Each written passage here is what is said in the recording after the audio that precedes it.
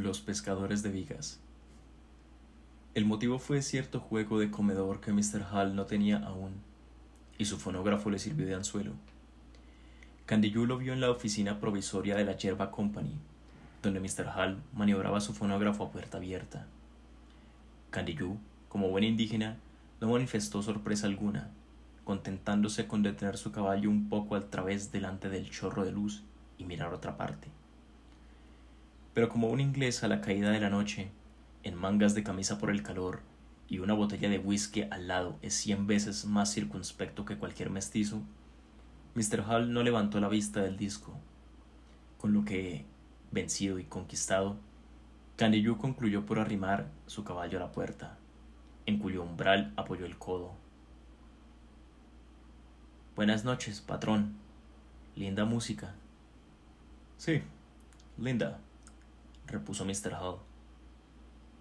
«Linda», repitió el otro. «¿Cuánto ruido?»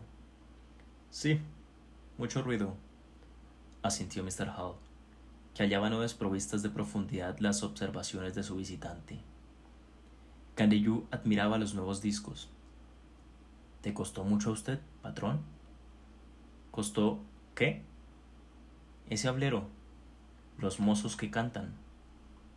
La mirada turbia, inexpresiva e insistente de Mr. Hall se aclaró. El contador comercial surgía. «Oh, cuesta mucho. ¿Usted quiere comprar?» «Si usted quiere venderme», contestó llanamente Candiyú, convencido de la imposibilidad de tal compra. Pero Mr. Hall proseguía mirándolo con pesada fijeza, mientras la membrana saltaba del disco a fuerza de marchas metálicas. «Vendo barato a usted. 50 pesos». Candiyú sacudió la cabeza, sonriendo al aparato y a su maquinista, alternativamente. «Mucha plata. No tengo». «¿Usted qué tiene, entonces?» El hombre se sonrió de nuevo sin responder. «¿Dónde usted vive?», prosiguió Mr. Hall, evidentemente decidido a desprenderse de su gramófono. «En el puerto». «Ah, yo conozco a usted. Usted llama Candiyú». «Así es». «¿Y usted pesca vigas?» «A veces. Alguna viguita sin dueño». «Vendo por vigas. 3 vigas aserradas. Yo mando carreta. ¿Conviene?» Candiyú se reía. «No tengo ahora». «¿Y esa maquinaria tiene mucha delicadeza?» «No. Botón acá y botón acá. Yo enseño». «¿Cuándo tiene madera?» «Alguna creciente. Ahora debe venir una». «¿Y qué palo querés usted?» «Palo rosa. ¿Conviene?» No baja ese palo casi nunca. Mediante una creciente grande solamente. Lindo palo. ¿Te gusta palo bueno a usted?» «Y usted lleva buen gramófono. ¿Conviene?» El mercado prosiguió a son de cantos británicos, el indígena esquivando la vía recta y el contador acorralándolo en el pequeño círculo de la precisión. En el fondo, y descontados el valor y el whisky, el ciudadano inglés no hacía mal negocio cambiando un perro gramófono por varias docenas de bellas tablas, mientras el pescador de vigas, a su vez, entregaba algunos días de habitual trabajo a cuenta de una maquinita prodigiosamente ruidera. Por lo cual el mercado se realizó a tanto tiempo de plazo. Candiyú vive en la costa del Paraná desde hace 30 años, y si su hígado es aún capaz de eliminar cualquier cosa después del último ataque de fiebre en diciembre pasado, debe vivir todavía unos meses más. Pasa ahora los días sentado en su catre de varas, con el sombrero puesto. Solo sus manos, lívidas zarpas veteadas de verde, que penden inmensas de las muñecas, como proyectadas en primer término de una fotografía, se mueven monótonamente sin cesar, con temblor del oro implume. Pero en aquel tiempo Candiyú era otra cosa. Tenía entonces por oficio honorable el cuidado de un bananal ajeno y, poco menos lícito, el de pescar vigas. Normalmente, y sobre todo en época decreciente, derivan vigas escapadas de los obrajes, bien que un peón bromista corte de un machetazo la soga que las retiene. Candiyú era poseedor de un anteojo telescopado y pasaba las mañanas apuntando al agua hasta que la línea blanquecina de una viga, destacándose en la punta del Itacurubí, lo lanzaba en su chalana al encuentro de la presa. Vista la viga a tiempo, la empresa no es extraordinaria, porque la pala de un hombre de coraje recostado o balando de una pieza de 10 por 40 vale cualquier remolcador. Allá en el obraje de Castellum, más arriba de Puerto Felicidad, las lluvias habían comenzado después de 65 días de seca absoluta, que no dejó el llante en alzaprimas. El haber realizable del obraje consistía en ese momento en 7.000 vigas, bastante más que una fortuna. Pero como las 2 toneladas de una viga, mientras no estén en el puerto, no pesan 2 escrúpulos en caja, Castellum y compañía distaban muchísimas leguas de estar contentos. De Buenos Aires llegaron órdenes de movilización inmediata. El encargado del obraje pidió mulas y alzaprimas. Le respondieron que con el dinero de la primer jangada a recibir le remitirían las mulas, y el encargado contestó que con esas mulas anticipadas les mandaría la primera jangada. No había modo de entenderse. Castellum subió hasta el obraje y vio el stock de madera en el campamento, sobre la barranca del Ñacanguazú al norte. —¿Cuánto? —preguntó Castellum a su encargado. 35.000 pesos —repuso éste. Era lo necesario para trasladar las vigas al Paraná, y sin contar la estación impropia. Bajo la lluvia, que unía un solo hilo de agua, su capa de goma y su caballo, Castellum consideró largo rato el arroyo remolinado, señalando luego el torrente con un movimiento del capuchón. —¿Las aguas llegarán a cubrir el salto? —preguntó a su compañero. —¿Se llueve mucho? —Sí. —¿Tiene todos los hombres en el obraje? Hasta este momento esperaba órdenes suyas. —Bien —dijo Castellum—, creo que vamos a salir bien. Óigame, Fernández, esta misma tarde refuerce la maroma en la barra y comience a arrimar todas las vigas aquí a la barranca. El arroyo está limpio, según me dijo. Mañana de mañana bajo a Posadas, y desde entonces, con el primer temporal que venga, eche los palos al arroyo. ¿Entiende? Una buena lluvia. El encargado lo miró abriendo cuanto pudo los ojos. —¿La maroma va a ceder antes de que lleguen 100 vigas? —Ya sé, no importa, y nos costará muchísimos miles. Volvamos y hablaremos más largo. Fernández se encogió de hombros y silbó a los capataces. En el resto del día, sin lluvia, pero empapado en calma de agua, los peones tendieron de una orilla a otra en la barra del arroyo la cadena de vigas, y el tumbaje de palos comenzó en el campamento. Castellum bajó a Posadas sobre una agua de inundación que iba corriendo 7 millas, y que al salir del Guaira se había alzado 7 metros la noche anterior. Tras gran sequía, grandes lluvias. A mediodía comenzó el diluvio, y durante 52 horas consecutivas el monte tronó agua. El arroyo, venido a torrentes, pasó a rugiente avalancha de agua ladrillo. Los peones, calados hasta los huesos, con su flacura en relieve por la ropa pegada al cuerpo, despeñaban las vigas por la barranca. Cada esfuerzo arrancaba un unísono grito de ánimo, y cuando la monstruosa viga rodaba dando tumbos y se hundía con un cañonazo en el agua, todos los peones lanzaban su ¡ah, ijú! De triunfo, y luego los esfuerzos malgastados en el barro líquido, la zafadura de las palancas, las costaladas bajo la lluvia torrencial y la fiebre. Bruscamente, por fin, el diluvio cesó. En el súbito silencio circunstante se oyó el tronar de la lluvia todavía sobre el bosque inmediato, más sordo y más hondo del retumbo Ñacanguazú. Algunas gotas, distanciadas y livianas, caían aún del cielo exhausto, pero el tiempo proseguía cargado, sin el más ligero soplo. Se respiraba agua, y apenas los peones hubieron descansado un par de horas, la lluvia recomenzó. La lluvia a plomo, maciza y blanca de las crecidas.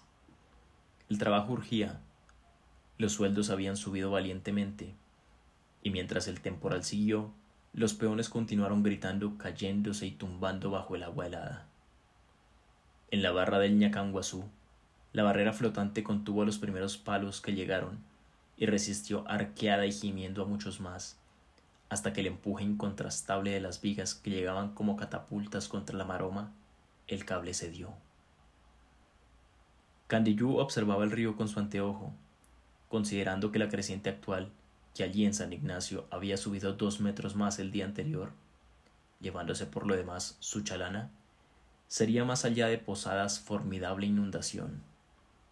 Las maderas habían comenzado a descender, cedros o poco menos, y el pescador reservaba prudentemente sus fuerzas.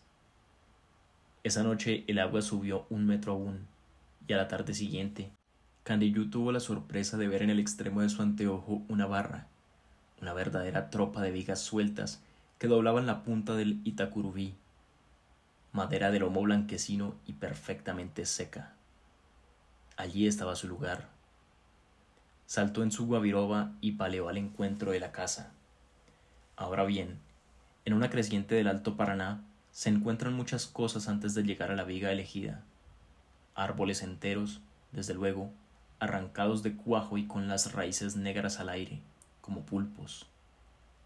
Vacas y mulas muertas, en compañía de buen lote de animales salvajes ahogados, fusilados o con una flecha plantada aún en el vientre. Altos conos de hormigas amontonadas sobre un raigón, algún tigre, tal vez camalotes y espuma a discreción, sin contar, claro está, las víboras. Candiyú esquivó, derivó, tropezó y volcó muchas veces más de las necesarias hasta llegar a la presa. Al fin la tuvo. Un machetazo puso al vivo la veta sanguínea del palo rosa, y recostándose la viga, pudo derivar con ella oblicuamente algún trecho. Pero las ramas, los árboles pasaban sin cesar arrastrándolo. Cambió de táctica, enlazó a su presa y comenzó entonces la lucha muda y sin tregua, echando silenciosamente el alma en cada palada. Una viga derivando con una gran creciente lleva un impulso suficientemente grande para que 3 hombres titubeen antes de atreverse con ella. Pero Candiyú unía a su gran aliento 30 años de piraterías en río bajo o alto, y deseaba además ser dueño de un gramófono. La noche negra le deparó incidentes a su plena satisfacción. El río, a flor de ojo casi, corría velozmente con untuosidad de aceite. A ambos lados pasaban y pasaban sin cesar sombras densas. Un hombre ahogado tropezó con la guabiroba. Candiyú se inclinó y vio que tenía la garganta abierta. Luego, visitantes incómodos, víboras al asalto, las mismas que en las crecidas trepan por las ruedas de los vapores hasta los camarotes. El hercúleo trabajo proseguía. La pala temblaba bajo el agua, pero era arrastrado a pesar de todo. Al fin se rindió, cerró más el ángulo del abordaje y sumó a sus últimas fuerzas para alcanzar el borde de la canal que rozaba los peñascos del Teyucuaré. Durante 10 minutos el pescador de viga, los tendones del cuello duro y los pectorales como piedra, hizo lo que jamás volverá a hacer nadie para salir de la canal en una creciente, con una viga a remolque. La guabiroba se estrelló por fin contra las piedras, se tumbó justamente cuando a Candiyú quedaba fuerza suficiente, y nada más, para sujetar la soga y desplomarse de boca. Solamente un mes más tarde tuvo Mr. Hall sus 3 docenas de tablas, y 20 segundos después entregaba a Candiyú el gramófono, incluso 20 discos. La firma Castellum y compañía, no obstante la flotilla de lanchas a vapor que lanzó contra las vigas, y esto por bastante más de 30 días, perdió muchas. Y si alguna vez Castellum llega a San Ignacio y visita a Mr. Hall, admirará sinceramente los muebles del citado contador, hechos de palo de rosa.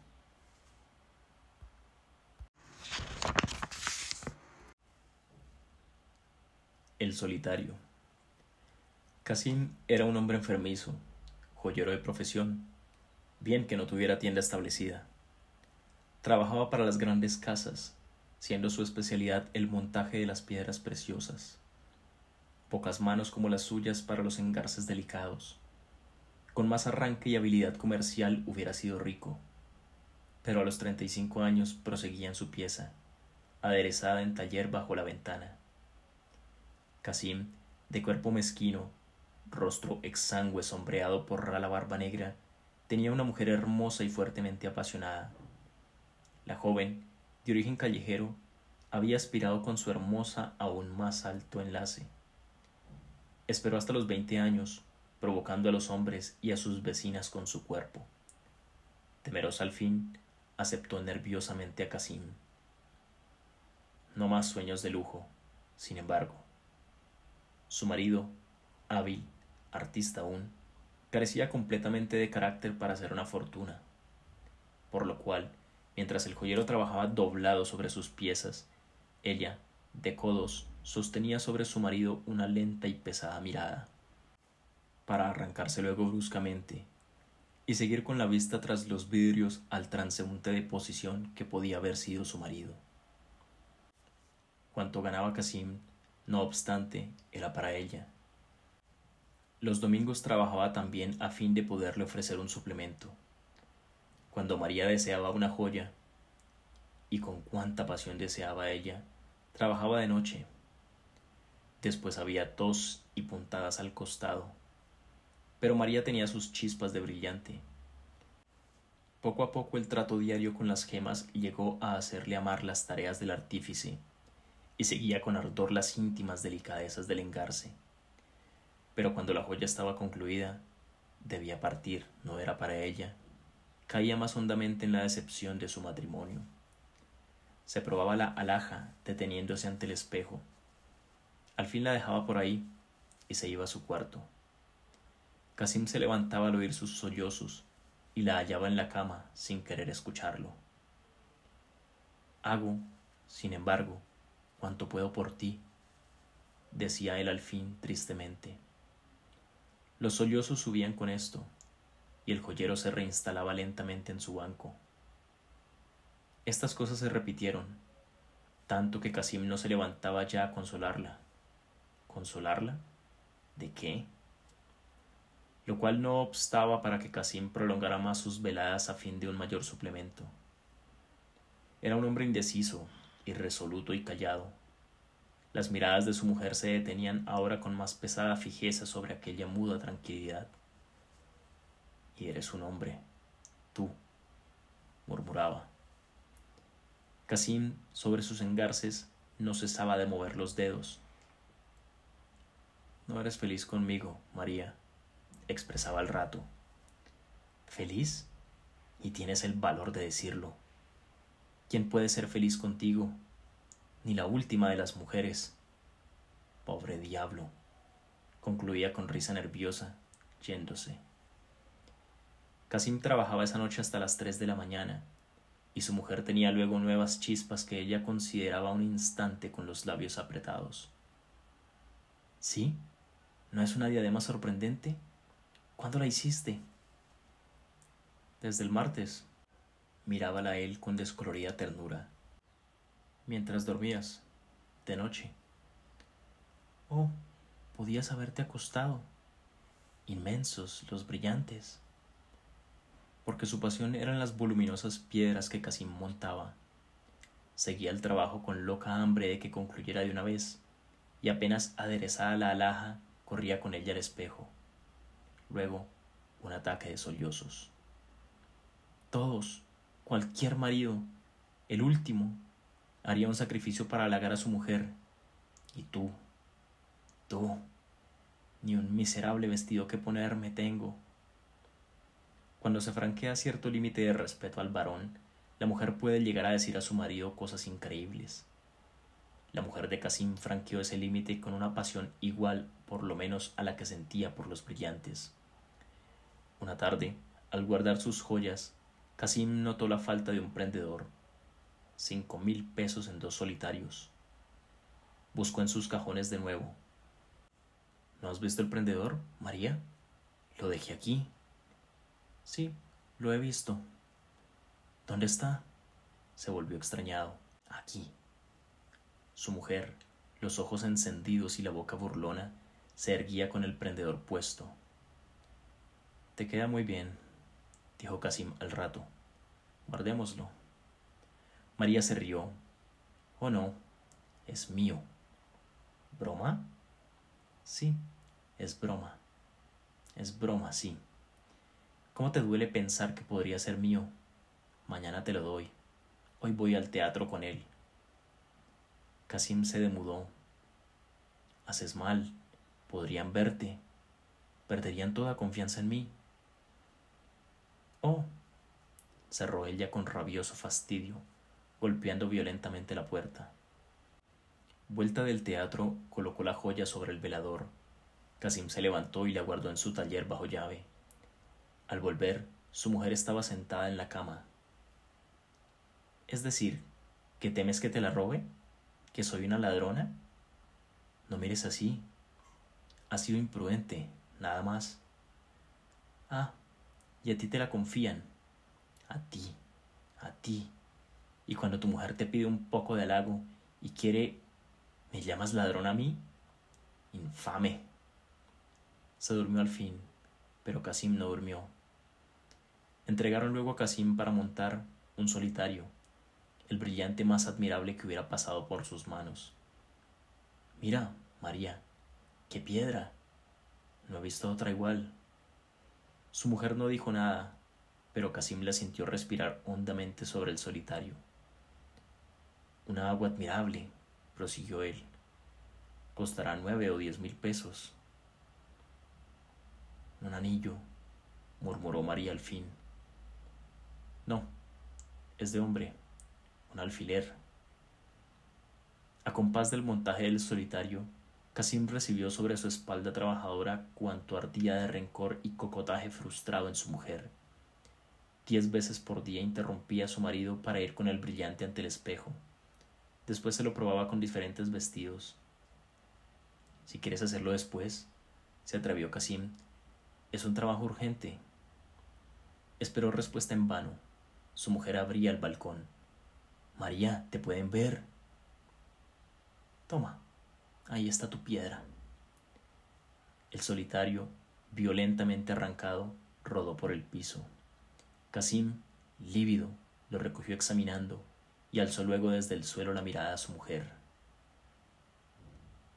«¿Y bueno? ¿Por qué me miras así? ¿Se hizo algo tu piedra?» «No», repuso Kasim, y reanudó enseguida su tarea, aunque las manos le temblaban hasta dar lástima. Pero tuvo que levantarse al fin a ver a su mujer en el dormitorio, en plena crisis de nervios. El pelo se había soltado y los ojos le salían de las órbitas. «Dame el brillante», clamó. «Dámelo. Nos escaparemos. Para mí, dámelo». «María», tartamudeó Kasim, tratando de desasirse. «Ah», rugió su mujer enloquecida, «tú eres el ladrón, miserable. Me has robado mi vida. Ladrón, ladrón. Y creías que no me iba a desquitar, cornudo. Ajá, mírame. ¿No se te había ocurrido nunca? ¿Ah?» Y se llevó las 2 manos a la garganta ahogada. Pero cuando Kasim se iba, saltó de la cama y cayó, alcanzando a cogerlo de un botín. «No importa, el brillante. Dámelo. No quiero más que eso. Es mío. Kasim miserable». Kasim la ayudó a levantarse, lívido. «Estás enferma, María.